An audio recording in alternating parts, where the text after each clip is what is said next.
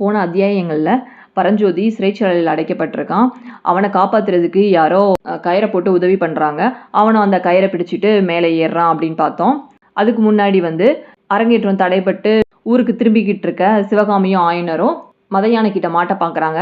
ஆனால் அவங்கள ஒரு இளைஞன் காப்பாத்துறான். அந்த இளைஞன் யார் அப்படின்னு தெரியாமல் ஆயனரும் சிவகாமியும் பேசிகிட்டு இருக்காங்க. அந்த நேரம் பார்த்து மகேந்திர சக்கரவர்த்தியும் மாமல்லரும் அங்கே வராங்க. அவங்களும் 2 பேர்கிட்டையும் பேசிட்டு நிற்கிறாங்க. பேசி முடிச்சதும் ஆயனரும் சிவகாமியும் காஞ்சி கோட்டையோட கீழ்வாசலை நோக்கி போகிறாங்க. மகேந்திர சக்கரவர்த்தியும் மாமல்லரும் திரும்பி அரண்மனைக்கு வராங்க அப்படின்னு பார்த்தோம். 7ஆம் அத்தியாயம் நிலாமுற்றம். ஆயனர்கிட்டையும் சிவகாமி கிட்டையும் பேசி முடிச்சுட்டு மகேந்திர சக்கரவர்த்தியும் மாமல்லரும் அரண்மனைக்கு வேகமாக அவங்க குதிரையில் வராங்க.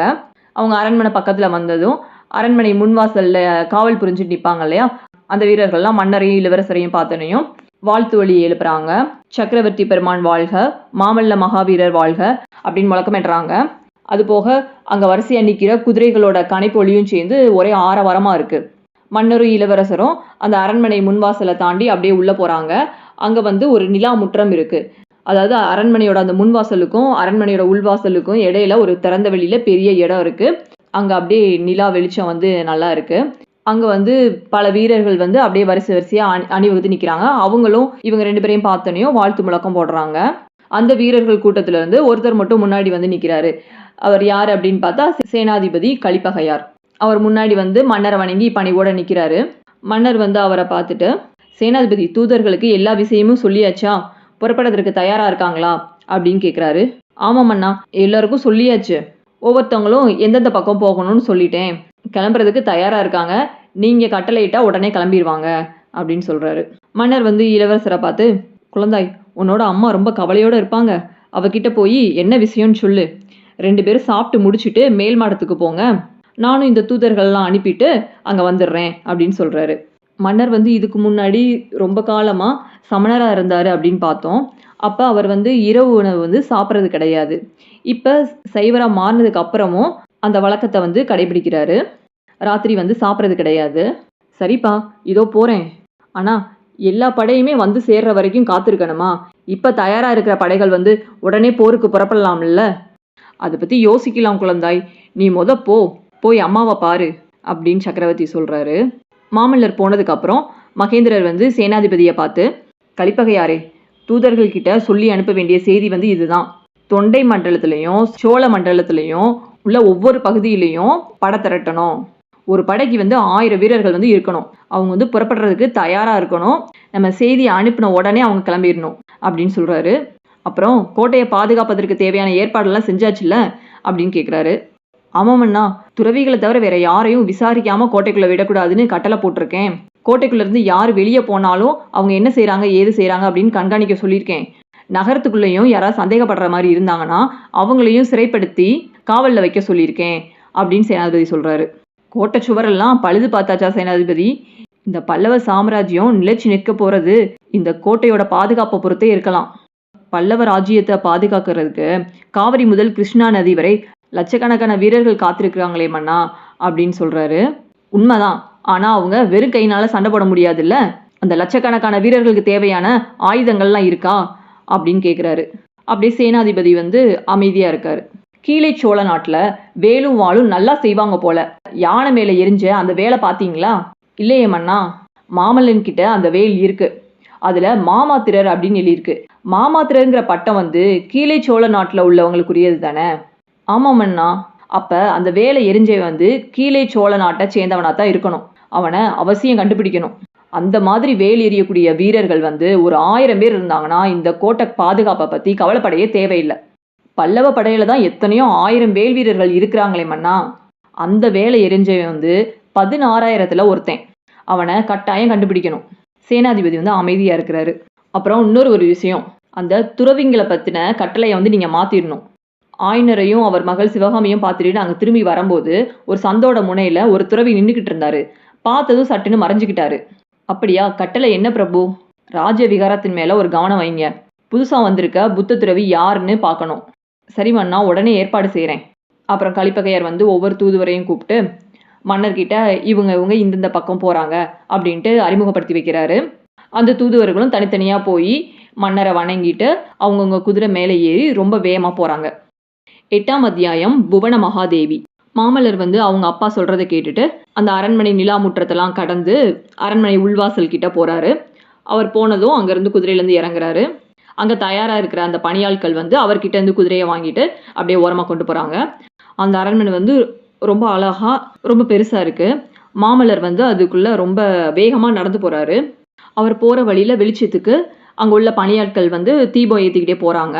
புதுசாக அரண்மனைக்குள்ளே வரவங்க குறுக்கு நெடுக்குமாக போகிற அந்த பாதையில் வழி கண்டுபிடிச்சி போகிறது வந்து அவ்வளோ கஷ்டமாக இருக்கும். நரசிம்மர் வந்து அந்த பாதை வழியாக வளைஞ்சு வளைஞ்சு வேகமாக போகிறாரு. அங்கே சிற்ப வேலை செஞ்ச ஒரு வாசல் இருக்குது. அதான் அரண்மனை அந்தப்புறம். அது பக்கத்தில் போனதும் உள்ளேருந்து ஒரு குரல் கேட்குது. குழந்தை வந்தாயா? பல்லவ ராஜ்யத்தோட பட்டத்தரசி புவன மகாதேவி அந்தப்புற வாசற்படியில் வந்து நிற்கிறாங்க. அவங்க ரொம்ப அழகாகவும் கம்பீரமாகவும் இருக்காங்க. குழந்தாய் இன்னைக்கு அப்படின்னு அவங்க ஏதோ சொல்ல வராங்க. அதுக்குள்ளே மாமல்லர் வந்து அம்மா உங்களை நான் ரொம்ப கெஞ்சி கேட்டுக்கிறேன், எனக்கு ஒரு வரம் தரணும் நீங்கள் அப்படிங்கிறாரு. வரமா? நல்லது நல்லது கேளு, தரேன். ஆனால் அதுக்கு பதிலுக்கு நானும் ஒரு வரம் கேட்பேன், அதை நீ தரணும் அப்படின்னு அன்பா சொல்கிறாங்க. உடனே மாமல்லர் வந்து பையன் வந்து அம்மா கிட்ட வரம் கேட்குறது நியாயம், பையன்கிட்ட அம்மா வரம் கேட்குறது எங்கேயாவது இருக்கா? முடியவே முடியாது அப்படின்னு அவர் சொன்னதும் அந்த அம்மாவோட முகத்தில் இருந்த புன்னகை வந்து மறைஞ்சிருச்சு. 2 பேரும் உள்ளே போகிறாங்க. நரசிம்மர் அவர் தலையில் அணிஞ்சிருக்கிற அணிகலன்கள் ஆபரணங்கள் அதெல்லாம் எடுத்து வச்சுட்டு கால் கையெல்லாம் சுத்தம் செஞ்சுட்டு உள்ளே வராரு. அதுக்கப்புறம் 2 பேரும் அந்த அந்தப்புறத்தில் உள்ள பூஜை மண்டபத்துக்குள்ளே போகிறாங்க. அங்கே ஏற்கனவே பூஜையெல்லாம் முடிஞ்சு சாமியை அலங்காரம் பண்ணதோடு இருக்குது. இவங்க 2 பேரும் சாமியெல்லாம் கும்பிட்டுட்டு சாப்பாடு மண்டபத்துக்கு போகிறாங்க. சாப்பிட உக்காந்ததும் புவன மகாதேவி வந்து குழந்தாய் ஏதோ முக்கியமான செய்தி வந்திருக்குதான், கோட்டை வாசல் எல்லாம் சாத்திட்டாங்களாம், அரண்மனையே அல்லோலப்படுது, எனக்கு மட்டும் ஒன்றுமே தெரியல, நீயாவது சொல்லக்கூடாதா? பெண்கள்னாலே மட்டமானவங்க, அவங்களுக்கு எதுவுமே தெரிய வேண்டிய அவசியம் இல்லை அப்படின்னு நீ கூடவா நினைக்கிற அப்படின்னு கேட்குறாங்க. அங்கே இவங்க 2 பேருக்கும் பணியாட்கள் வந்து உணவு பரிமாறிட்டு இருக்காங்க. மாமல்லர் வந்து அவங்கள பார்த்துட்டு அம்மா சாப்பிட்டதும் மேல் மாடத்துக்கு போய் எல்லா விவரமும் சொல்கிறேன், ஆனால் ஒன்று மட்டும் இப்போவே கேட்டுக்கிறேன், இனிமேல் தினமும் நான் வரவிட்டு தான் ராத்திரி சாப்பிட்றது அப்படின்னு நீங்கள் வச்சுக்கக்கூடாது, இந்த வழக்கத்தை இன்னையோட நிப்பாட்டிருங்க அப்படின்னு சொல்கிறாரு. அந்த காஞ்சி அரண்மனையில் பகல் நேரத்தில் இந்த சாப்பாடு வந்து ரொம்ப ஆடம்பரமாக நடக்கும். பெரிய உத்தியோகத்தில் உள்ளவங்க, அந்நிய நாடுகள்லேருந்து வந்தவங்க, சிவனடியார்கள், வைஷ்ணவ பெரியார்கள், புகழ் வாய்ந்த கலைஞர்கள், தமிழ் கவிஞர்கள் இவங்களை எல்லாத்தையும் விருந்தாளிகளாக கூப்பிடுவாங்க. அதனால் பகலில் சாப்பாடு நேரத்தில் அரண்மனையில் இருக்கிறவங்க ஒருத்தருக்கு ஒருத்தர் ரொம்ப பேசிக்க முடியாது. அதுபோக பகல் நேரத்தில் தான் மன்னரும் இளவரசரும் அந்த ராஜாங்க வேலையிலலாம் இருப்பாங்க. அதனால் அம்மாவும் மகனும் சந்தித்து பேசுகிறதுக்கு அந்த ராத்திரி சாப்பாடு நேரத்தை வந்து மன்னர் வந்து ஏற்பாடு செஞ்சுருக்காரு. அதுக்கப்புறம் அந்த அரண்மனையோட மேல் மாடத்தில் போய் 3 பேருமே சந்தித்து பேசுகிறது வழக்கமாக இருக்குது. இன்றைக்கி சாப்பாடு முடிஞ்சதும் தாயும் மகனும் மேல் மாடத்துக்கு போய் அங்கே உள்ள பளிங்கு கல் மேடையில் உட்காந்து பேசுகிறாங்க.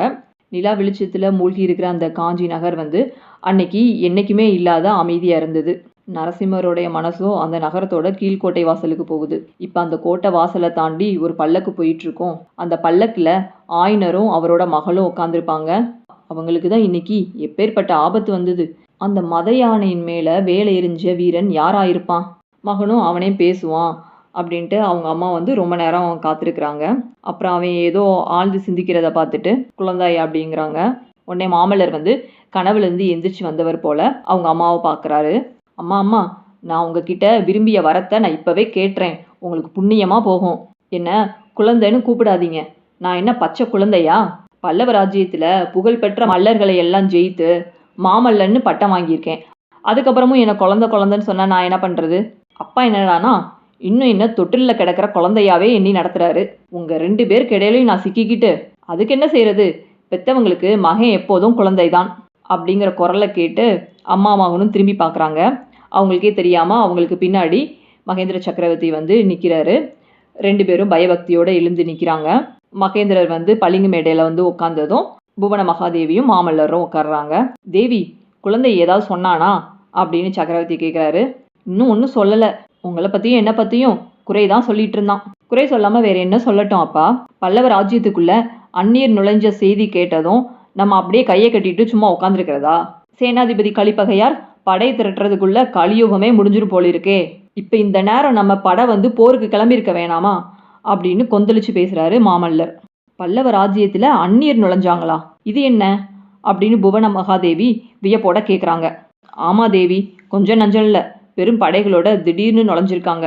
பல்லவேந்திரா, மந்திரிகள் கூட்டத்துல நான் மட்டும் வாயை திறக்காம இருக்கணும்னு ஏன் கட்டளை போட்டீங்க? எல்லோரும் ஏதேதோ பேசிட்டு இருக்காங்க.